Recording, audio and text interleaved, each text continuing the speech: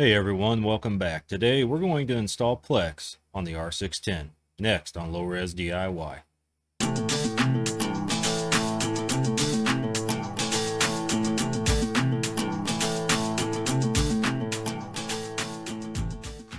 So there's a couple things I set up off camera. One of them is I started a container 106 and I named it Plex. I gave it 512 megabytes of memory and of swap and 4 cores. Plus I took and mounted a directory from my FreeNAS system that contains all of my Plex media, and you can check out this video if you don't know how to create that mount point. I have also taken and utilized the 10 gigabit NIC that we installed in our last video, which you can check out here. And we're utilizing Ubuntu 20.04 Server Edition. I've already booted into the container. I've done an apt update and an apt upgrade -y. So now we are ready to install Plex, and it's a really quick and simple install. First thing we're going to need to do is go and download the installation file with a wget. Again, all these commands will be in the description. Hit enter and let it go get that. Once it has completed the download, you're going to want to depackage it with this command right here, dpkg-i plexmediaserver.deb. Okay, now Plex is installed, but the next thing we want to do is we want to enable Plex with this command, systemctl enable plexserver.service. Hit enter, and we want to go ahead and start it. All right, at this time, Plex has started up and it is running, but before we go into it, let's do one more small set of commands which will set your container up so that every time you do an update and upgrade, it will also update and upgrade Plex for you. And to do that, we're going to want to edit this file right here. We're going to want to nano etc apt sources.list.d Plex server list. So let's hit enter and scroll down, and we're just going to add this line right here, which tells the container where to go on the internet to find the updates for Plex. So we'll control X. Yes, we want to save it, and we'll hit enter. Or actually, I messed that up. It's already there. So let's run that command again. It's already there. We just want to take the hashtag out from it. Control X, save. Now we're ready to go. All right, with that done, we are going to open another tab and we're going to log into our new Plex server. So http:// give it or put in the IP address of the container that you created for Plex. Mine is 76:32400 is the port, then /web/index.html. Hit enter and it'll bring Plex up. If you don't have an account, it'll probably ask you to sign in or create an account. Just go ahead through the process, create your account. It's pretty simple. Give it a email address as a username and a new password, and it'll create it for you. And you can either get a monthly subscription, yearly, or a lifetime subscription. I actually have a lifetime subscription, but I created a new login for this. Right now, I'm not going to do any of that. We're just going to use the free setup, and you can name it whatever you want. Let's go ahead and name it low res. And yes, allow me to access my media outside my home. Next. Your next option is to add a media library. If you already have some stuff set up that you want to put in Plex, this is where you can do it from the beginning. If you don't, you can just skip past this by hitting next. But let's go ahead and add one library just so you can see how it's done. So we'll click add a library. I want to add a movie library, and we'll call it low res.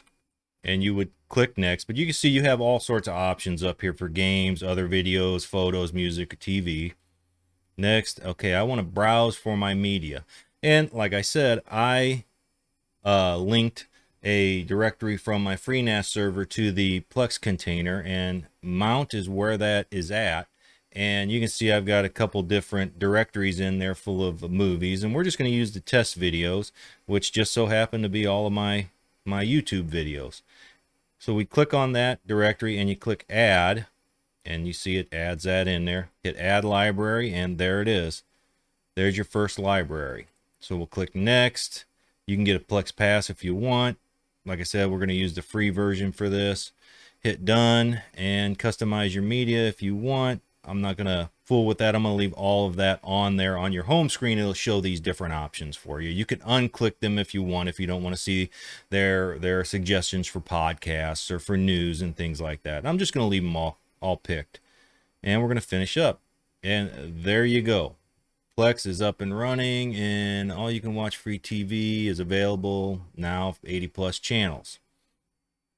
So as you can see up here at the top, it's spinning, and what it's doing, it is going out to that low res directory and it's populating it.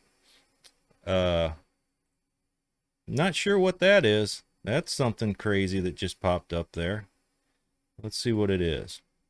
Hey, it's me. I guess it was a oops.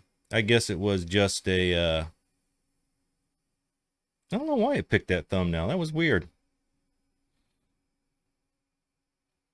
But there you go. It populated it. It shows that one video is running down here because I started that one with the odd look on it. Click on the double wrenches up here. It'll change your options on the side panel. And you can go through these one by one if you want. I think the only one we're going to click on is for remote access. As of right now, it's not available outside your network. And you're probably going to have to open a port to this with port 32400. I'm just going to hit the manual option and retry it, see what happens. And I'm going to guess it's not gonna connect up, but we'll see.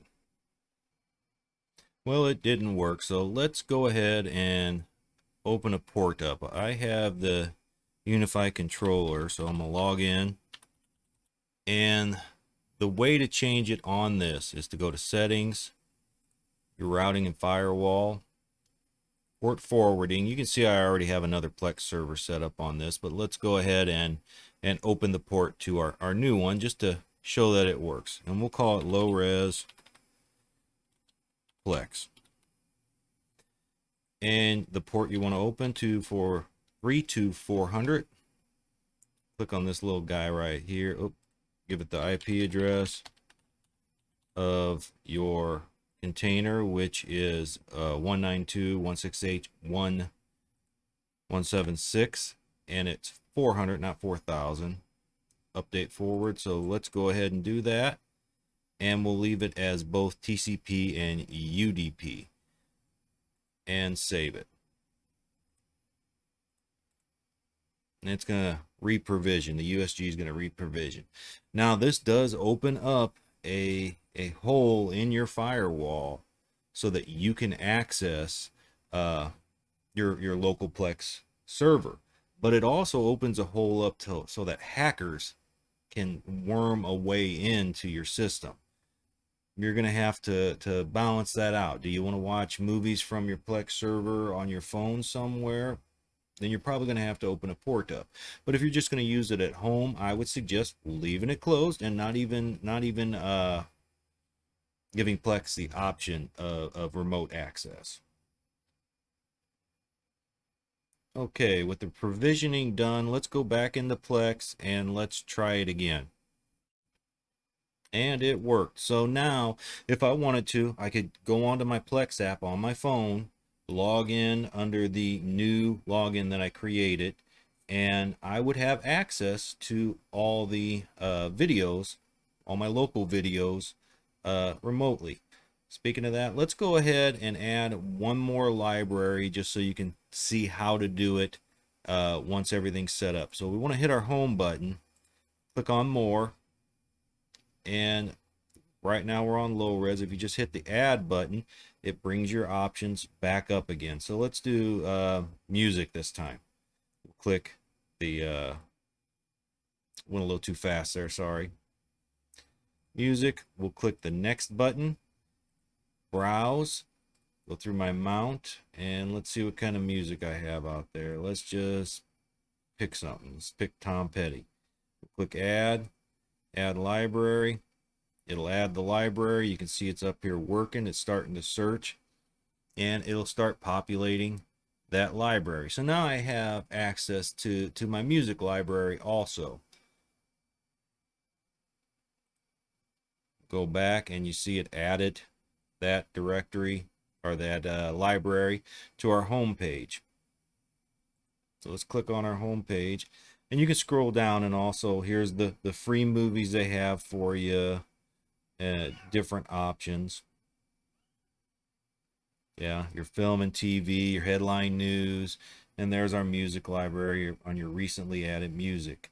Now that you have a Plex server, you can go ahead and take any family photos, any family videos you might have, throw them on there, find your old, Nirvana CD or something like that, rip it, throw it on there, get your latest Blu-ray copy of Forrest Gump, throw it on there, and you'll have access to all of it from anywhere in the world. So with that, like it if you liked it. If you haven't done it already, gently bump up against the subscribe button on your way out, and thanks for watching.